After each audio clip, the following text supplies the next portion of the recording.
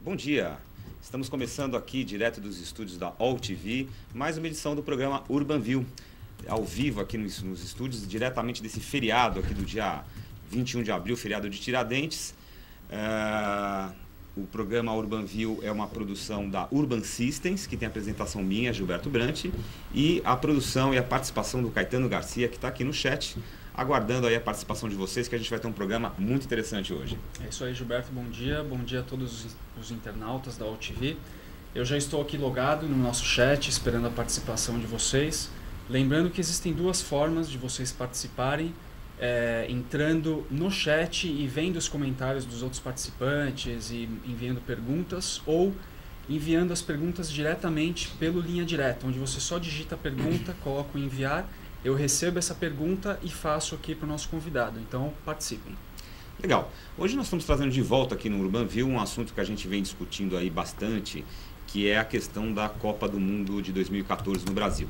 Faltam 1.508 dias para a Copa do Mundo de 2014, que vai unir a paixão nacional brasileira pelo futebol e as oportunidades de crescimento que podem finalmente realizar a profecia de que somos aquele eterno país do futuro. 12 capitais brasileiras estão em meio aos preparativos para receber os Jogos do Mundial, investindo em sua infraestrutura, construindo e reformando estádios de acordo com as exigências da FIFA. Toda essa movimentação envolve muito dinheiro, envolve infraestrutura. A gente tem abordado aqui no programa a questão do legado, do impacto nas cidades.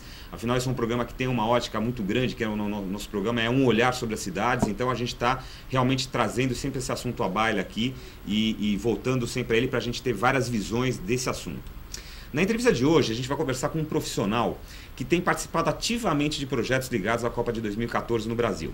Recentemente, inclusive, ele esteve com um grupo de arquitetos em uma viagem à África do Sul, que foi promovida pelo portal Copa 2014, onde ele pôde conhecer de perto os estádios que receberam os jogos, o entorno desses estádios, enfim, toda a infraestrutura que foi feita aqui na África do Sul para sediar a Copa de 2010. Então, ele com certeza vai nos trazer aí uma visão bastante privilegiada acerca dos impactos que todas essas obras necessárias para receber esse evento no Brasil vão causar nas cidades e os seus legados para o futuro. Por isso escolhemos como nosso olhar da semana, que é o tema do nosso programa de hoje, que vocês vão poder ver aí na tela, o seguinte tema: a arquitetura de uma Copa, as mudanças no cenário urbano e o legado para as cidades. Então a gente vai, em cima desse tema, debater exatamente quais são os desafios embutidos nos projetos das arenas para um dos maiores eventos esportivos do mundo. Como são as exigências da FIFA? Esses estádios terão utilidade depois que a Copa acabar? Haverá tempo para finalizar todas essas obras? São muitas questões, espero que a gente tenha tempo aqui para responder todas elas. Então, a gente convidou para debater esse tema aqui no programa de hoje o arquiteto Daniel Fernandes. Daniel, muito bem-vindo. Obrigado pela sua presença nesse feriado. Obrigado, bom dia. O Daniel é arquiteto formado pela Faculdade de Arquitetura e Urbanismo da Universidade de São Paulo. Ele é sócio-diretor do escritório Fernandes Arquitetos Associados desde 1998, onde trabalha principalmente nas áreas de transporte, saúde, indústrias e, mais recentemente, com projetos esportivos, alguns relacionados com a Copa de 2014. E para começar a nossa entrevista de hoje, o nosso bate-papo, a gente selecionou o nosso quadro de Olho da Frase, uma afirmação do deputado federal Silvio Torres, que critica a atuação do governo federal na gestão da Copa 2014.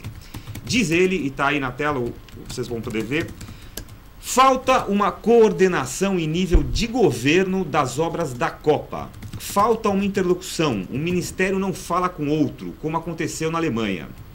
O deputado que preside a subcomissão de fiscalização da Copa 2014 também manifestou apreensão quanto aos atrasos nos inícios das obras dos estádios, que devem começar em 3 de maio, segundo o cronograma da FIFA. Diz ele: tenho medo do atraso e todo mundo está preocupado com que isso se arraste. Ele apontou que os atrasos podem trazer falta de transparência nos gastos públicos e o risco de corrupção, além de obras mal feitas. Daniel, a contagem regressiva para a Copa já foi ativada, o prazo da FIFA para o início das construções, demolições, reformas era em 1º de março, mas pelo que a gente tem visto, a gente tem acompanhado aqui como espectador comum da coisa, os poucos estádios já se encontram nessa fase. Natal, a gente viu aqui que lançou um edital de licitação para a primeira fase das obras do Estádio das Dunas, chamado também de Novo Machadão, apenas na semana passada. E já o Rio de Janeiro aguarda a publicação do edital do Maracanã, que está praticamente confirmado como palco final da Copa. Dentro da tua visão aí privilegiada, você vem acompanhando, tá? Você como arquiteto, que nem a gente falou aqui, um espectador privilegiado desse cenário aí. Qual a tua opinião? Nós estamos realmente atrasados? Ou isso faz parte? Na África do Sul a gente tem uma experiência semelhante? Como é que é isso? Olha, com certeza faz parte, né? A gente ainda não pode dizer que o Brasil está atrasado, né? Quanto antes esse processo se iniciar com uma força mais forte, melhor. Mas se a gente pensar que a gente tem ainda uns 3 anos para a Copa das Confederações, né, é tempo suficiente para poder se investir e construir os estádios. Essa pressão da FIFA eu acho que é natural, né, até talvez por não diria uma experiência ruim, mas talvez por problemas que eles encontraram na África, né, problemas que são deles, são próprios e que provavelmente a gente não vai passar. E essa pressão é de poder aumentar a margem de segurança com relação aos prazos. Mas a gente está no prazo e esses processos são complexos, né? Sejam eles privados, PPP ou, né, obras públicas. Quer dizer, os projetos que antecedem, digamos, tem que ter um planejamento, tem projeto de arquitetura. Tem que ter um planejamento, tem que ter a montagem, né, do modelo que cada cidade vai implantar. Alguns estádios são de clubes, são privados, outros projetos vão ser financiados inteiramente pelo governo e construídos, né, como obra pública, outros estão buscando parcerias com as entidades privadas. Então, montar esse plano de negócio, passar por esses processos legais, até, né, para não ter o problema de transparência ou de dúvida sobre como isso está sendo feito, demanda tempo. E eu acho que está todo mundo correndo. Né? Quer dizer, sobre o ponto de vista técnico, digamos, de construção, né, esses 3 anos que tem até a Copa das Confederações é suficiente para levar para fazer essas obras acontecerem? Até menos. Né? Provavelmente isso levaria um tempo até menor do que os 3 anos. Talvez os 2 anos, 2 anos e meio, para os estádios ficarem prontos.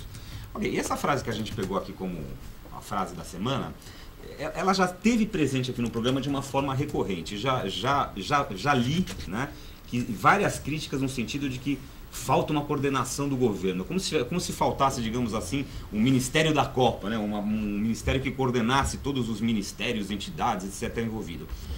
Na sua opinião, você acha que falta realmente uma coordenação, um gerentão, né? Tem um programa aqui, né, Caetano, que alguém falou dessa coisa, falta um gerentão para a Copa do Mundo no Brasil. Você acha que falta um gerentão ou você acha que o processo está dentro da sua normalidade e está todo mundo conseguindo se falar e se coordenar? Eu acho que sim. A verdade é que são vários níveis, né? A gente tem contato com alguns níveis e existem outros níveis e o número de envolvidos é monstruoso, cada um numa etapa específica, num momento específico, né? Cada um tem responsabilidades e atribuições diferentes. Então, eu acho que é até difícil você ter uma figura única. Você precisa realmente vários gerentes ou vários envolvidos paralelamente, né? Em algum momento um vai ter um pouco mais de responsabilidade do que o outro. Mas eu acho que é muito complexo para a gente imaginar que uma pessoa ou uma única entidade vai conseguir, né? Até porque as cidades são independentes, os governos são independentes, enfim, tem o governo federal, mas cada cidade ou cada estado tem o seu processo andando de uma forma independente. Então eu acho que não é muito fora do que seria normalmente. Ok. A gente sabe, Daniel, que a FIFA possui um documento que contém todas as regras para se construir estádios da Copa, chamado Caderno de Encargos. Esse documento rege tamanho, número de assentos, necessidade de cobertura, visibilidade total, porque eles não aceitam os chamados pontos cegos, que aliás é um dos problemas do Morumbi, que depois a gente vai falar um pouquinho sobre isso. Tem questão de energia elétrica, iluminação, entre muitos outros pontos. Queria que você comentasse assim, para a gente conhecer, para o nosso telespectador conhecer, quais são os desafios em projetar estádios para eventos esportivos desse porte? Olha, o caderno de encargos da FIFA, né, que é muito comentado e até às vezes usado como uma espécie de um manual, ele no fundo, né, ele já, se eu não me engano, está na sua 4ª ou 5ª edição, e ele foi montado e surgiu a partir de experiências que foram, né, existentes de outros experiências estádios, acumuladas de outras acumuladas de boas práticas, do que funciona e da própria evolução do futebol enquanto negócio, enquanto esporte.